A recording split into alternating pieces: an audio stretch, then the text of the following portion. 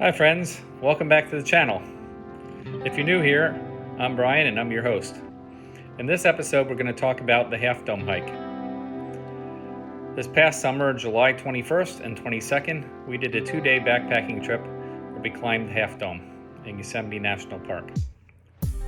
This has been a lifelong dream of ours. We've been to Yosemite National Park now about 7 times, and it's truly our favorite place on earth. We tried the Half Dome hike several times before when we were younger. The first time we were very naive and we thought, we can just do it in one day, starting out maybe like 8 or 9 in the morning.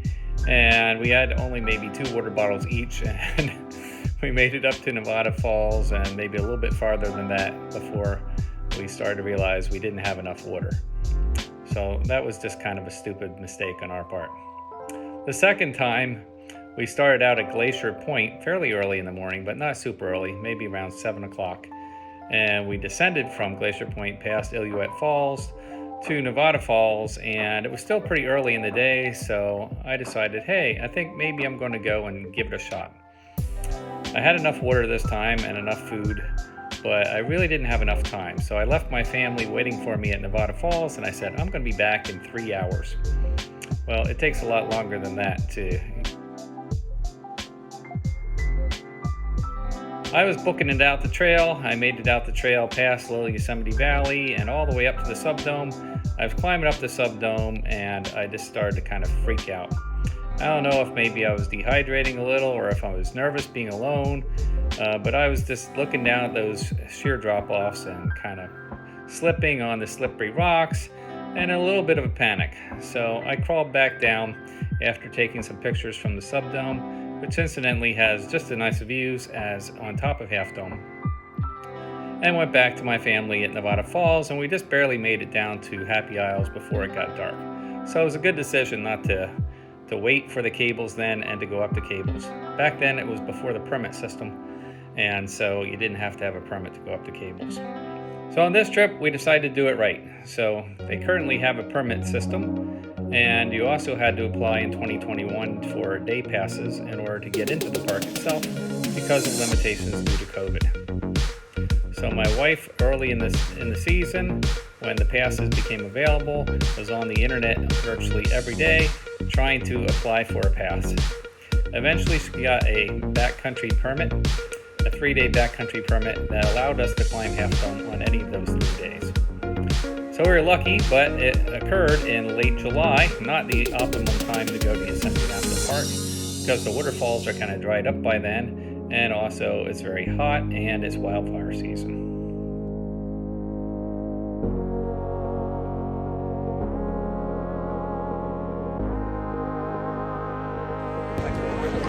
So, starting tomorrow, we're going to start out way down there, below Vernal Falls, come up to the second falls, Nevada Falls, and then camp. And day 2, we're going to go over and camp. Little Yosemite Valley. And then day 3, we're going up the back of Half Dome on the cables and all the way back down to the valley. This trip was a promise that we made to our daughter. When my daughter started college, my wife promised her that after 4 years of college, they were going to stand together on the top of Half Dome. It seemed like an impossible journey for us because we're both in our mid-50s right now and kind of a little bit out of shape. And so we had to do a lot of training in order to get prepared for the hike. But nevertheless, a promise made is a promise kept. So we planned our trip. I drove out to California, taking my time, 3 weeks living the van life. And then I picked up my wife and daughter at the airport in San Francisco on a Sunday. And we drove out to Yosemite National Park. Spent a couple days acclimating. My daughter took a rock climbing class. My wife and I climbed Lambert Dome to kind of get a little practice. And then the day before our backpacking trip, we decided that we were going to cut it short from 3 days to only 2 days. So we rested the day before our trip, and then on Wednesday, July the 21st, we get up at 3:30 at our hotel parking lot, drove the hour into the valley to Happy Isles parking lot, and we're on the trail at Happy Isles roughly starting around 4:30 in the morning. It was still dark out and you could see the Milky Way. It was a beautiful evening.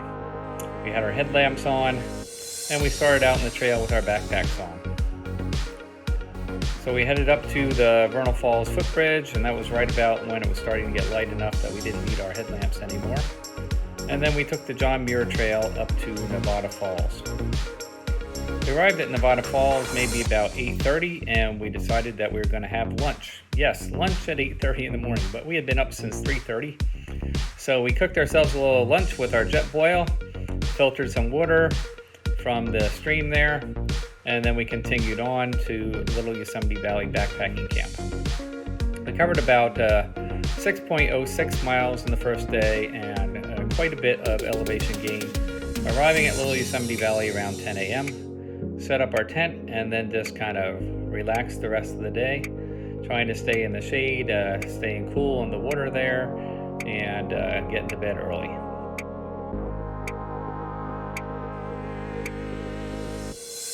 Four 30 a.m.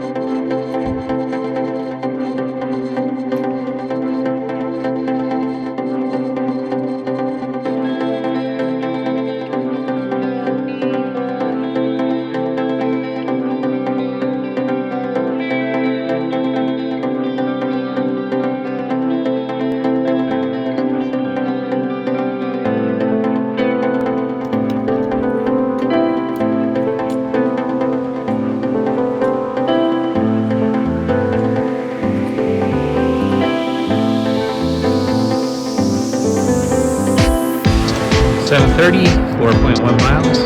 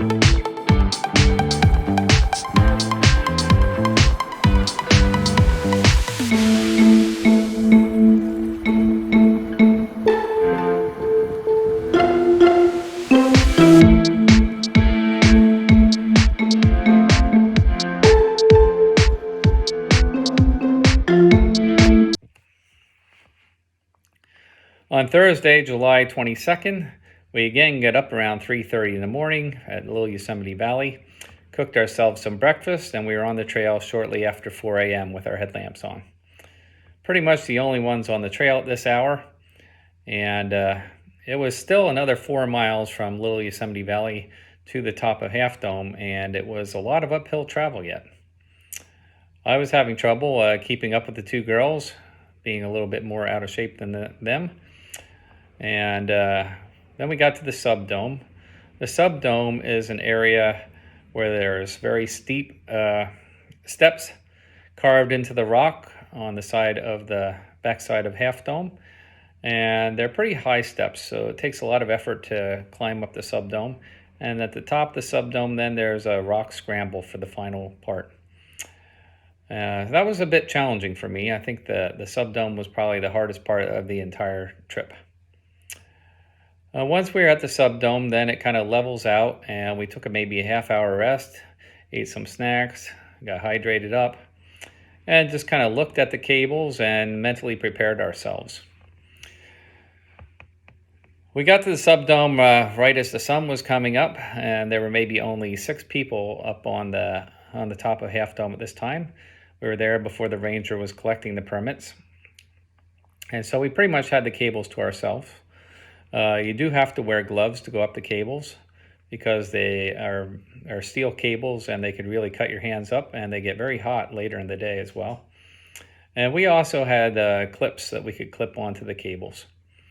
So the cables are 2 sets of parallel cables that go up this 45-degree incline on the back of Half Dome.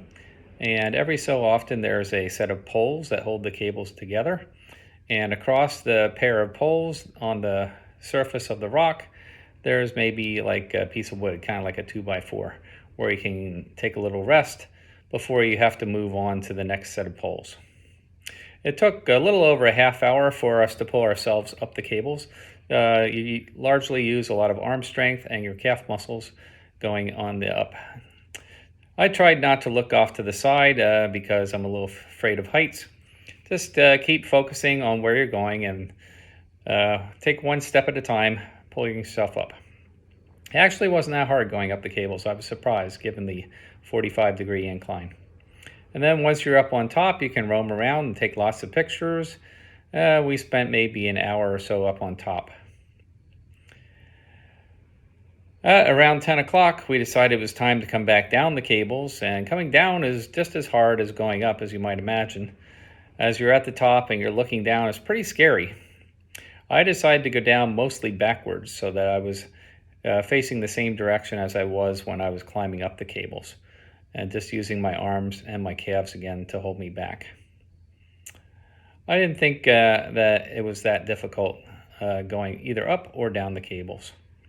Then we rested again at the subdome, and we headed back down the trail 4 miles to Little Yosemite Valley, where we packed up our tent and had a little bit of lunch, and then hiked back down the trail past Nevada Falls, and this time we took the Mist Trail along the side of the 2 falls, Nevada Falls and Vernal Falls, on our way back down. The Mist Trail is very steep, and it was hard on the knees, so it was slow going. Even though it was a bit shorter than the John Muir Trail, it probably took us just as long, if not longer, to go down the Mist Trail. So we arrived at the Vernal Falls footbridge around 4:45 in the afternoon, and then we had 1 more mile to go until we got to Happy Isles and the parking lot. So we covered 13.02 miles today on the second day of our hike, and a total elevation difference of 4,600 feet or more. Would I do it again? I don't know. It was certainly an accomplishment of a lifetime, probably the most physically demanding thing that I've ever done in my life, and I'm glad to say that I did it. The views were beautiful, of course, and of course the experience of the hike itself is just as good as the views. However, it took a lot of training to get in the physical shape for it. I was very tired, and the backpacking is hard, and it was really difficult on my knees coming down that Mist Trail. But I can say that I did it, and I can proudly wear my Half Dome t-shirt that says I made it to the top.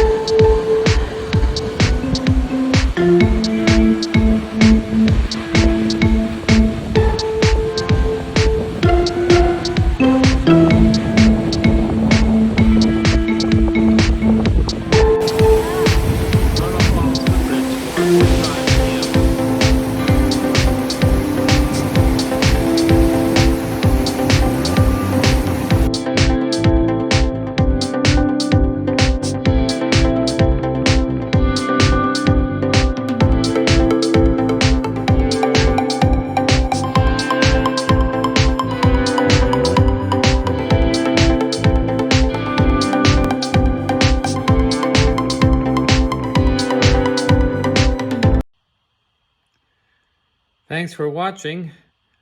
If you like this video, please click like and subscribe. If you keep on watching, I'll keep on creating content.